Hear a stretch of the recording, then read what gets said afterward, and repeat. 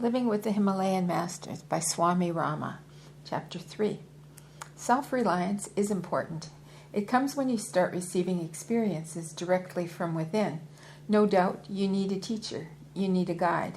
I'm not telling you that you should not learn things from other people or that you need not study books.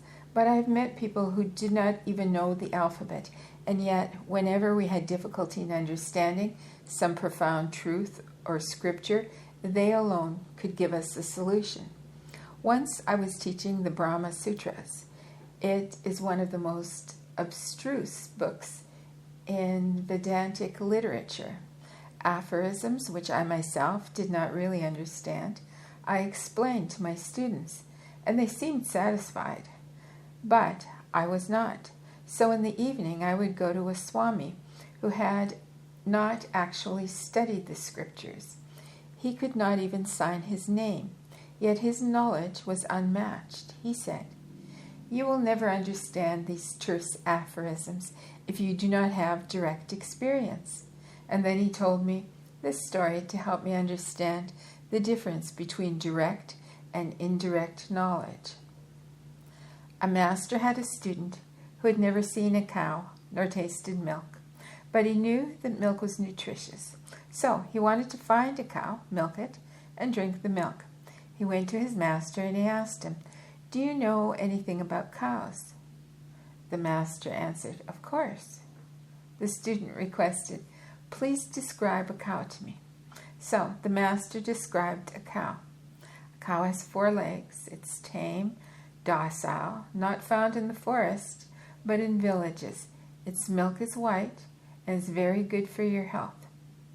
He described the type of tail and ears it has, everything. After this description, the student went out in search of a cow. On the way, he came across a statue of a cow. He looked and he thought, "This is surely what my master described to me." By chance, that day, some people who lived nearby were whitewashing their house, and there was a bucket of whitewash near the statue. The student saw it and concluded, this must be milk, which they say is so good for you to drink. He gulped down some of the whitewash, became terribly ill, and had to be taken to a hospital. After he recovered, he went back to his master, and he angrily charged, "You are no teacher." His master asked, "What's the matter?" And the student replied, "Your description of a cow is not accurate." "What happened?" He explained, and then the master asked, "Did you milk the cow yourself?" "No." "That is why you suffered." The cause of suffering among intellectuals today is not because they really don't know. They know a little, but what they know is not their own knowledge, and that is why they suffer. A little or partial knowledge is always dangerous, like partial truths. A partial truth is not a truth at all. So, in the case with partial knowledge, the wise directly perceived truth.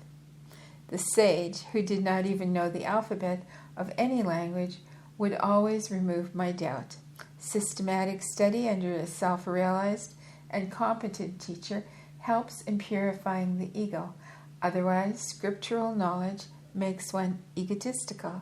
He who is called an intellectual man today only collects facts from various books and scriptures. Does he really know what he's doing?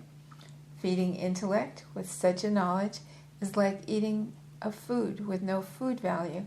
One who constantly eats such a food remains sick and also makes others sick. We meet many teachers and they all teach well, but a student can assimilate only that which is unalloyed and comes directly from self-experienced teachers.